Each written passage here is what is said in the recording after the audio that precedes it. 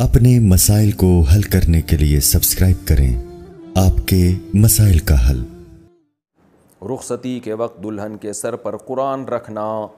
آج کل شادی بیاہ میں لڑکی کی رخصتی کے وقت اس کا بھائی، باپ یا ماموں وغیرہ سر پر قرآن رکھ لیتے ہیں۔ اس کی شرعی حیثیت کیا ہے؟ کیا ایسا کرنا جائز ہے؟ محمد مصعب لاہور سے۔ یہ کوئی سنت سے ثابت عمل نہیں ہے۔ باقی یہ کہ اس کو سنت سمجھیں گے تو یہ بدعت بن جائے گا، سنت نہیں سمجھتے تو ایک رسم ہے جو بذات خود جائز ہے، برکت کے لیے رکھا جاتا ہے، بھئی قرآن سے برکت ہو رہی ہے۔ لیکن آج کل ان چیزوں کو ختم کر دینا چاہیے، لوگ ان کو سنت بھی سمجھتے ہیں اور لوگ عمل سے غافل ہوتے ہیں۔ اور دوسری بات، جب شریعت نے نکاح کا ایک خاص طریقہ بتایا ہے کہ بھئی سادگی سے نکاح کرو، زیادہ رسومات میں کیوں پڑھ رہے ہیں آپ، تو اسی پر عمل کیا جائے۔ صحابیات گھروں سے رخصت ہوتی تھی، کوئی سر پہ قرآن نہیں ہوتا تھا ان کے۔ تو جتنا اس کو آسان کریں گے، نکاح کو تکلفات سے دور کریں گے، اتنا ہی شریعت کے مزاج کے یہ نکاح قریب ہو جائے گا۔ تمیز سے مسجد میں نکاح کرائیں، شام کو دولہا کو بولیں بھائی تمہارا نکاح ہو چکا ہے، تمہاری امانت ہو، اپنے اماں کو لے کر آؤ اور اپنی بہنوں کو لے کر آؤ اور اپنی امانت تمیز سے اپنے گھر لے جاؤ۔ بس اس کو آسان بنانا چاہیے۔ ایک میری رائے یہ ہے کہ اس رسم کو ختم کر دینا چاہیے۔ ویسے دلہن کو سمجھانا چاہیے بھئی یہ قرآن ہے، ہم تمہارے ساتھ بھیج اس لیے رہے ہیں کہ اس کو پڑھا کرو گھر جا کے۔ مایو مہندی منانا، کیا شریعت میں مایو مہندی جائز ہے یا نہیں؟ نیز لڑکے اور لڑکی کی طرف سے تمام خواتین مل کر اسے سیلیبریٹ کرتے ہیں اور خرچہ سارا مرد کا ہوتا ہے، کیا یہ جائز ہے یا نہیں؟ سید اویس احمد پاکستان سے۔ ہر وہ رسم جس کا معاشرے میں نقصان ہو رہا ہو، معاشرے کو فائدے کے بجائے نقصان ہو رہا ہو، تو اسلام قطعاً اس کی اجازت نہیں دیتا۔ مایو مہندی میں بہت سارے نقصانات ہیں۔ ایک نقصان اس کی وجہ سے نکاح بہت مشکل ہو گیا ہے۔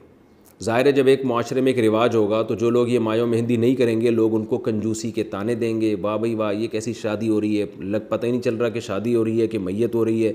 تو انسان نہ چاہتے ہوئے بھی شو بازی کے چکر میں پیسے خرچ کرتا ہے، حالانکہ اس کی پتلون میں اتنے پیسے ہوتے نہیں ہیں۔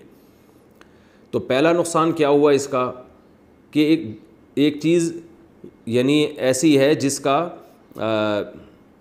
جس کی وجہ سے نکاح مشکل ہو رہا ہے، اور نکاح ظاہر ہے جب مشکل ہوگا تو زنا آسان ہو جائے گا۔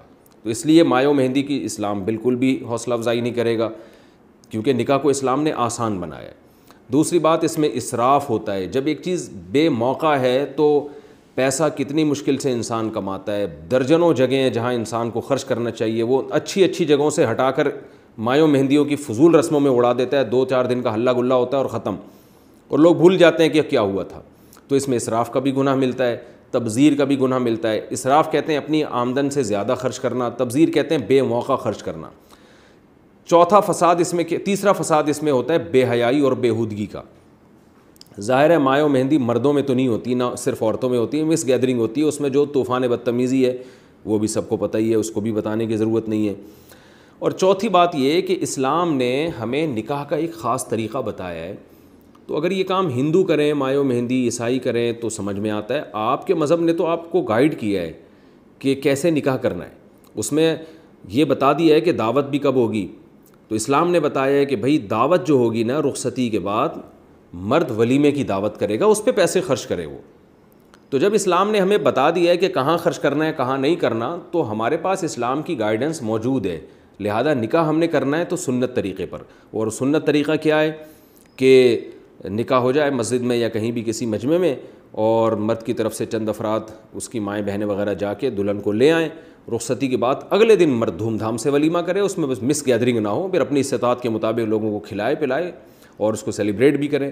تو جو اسلام نے ایک طریقہ بتایا، یہ طریقہ اس طریقے سے بھی ہٹ کرے۔ تو ان وجوہات کی بیس پر اس عمل کو قطعاً اس کی اجازت نہیں دی جا سکتی اور یہ عمل ناجائز ہے۔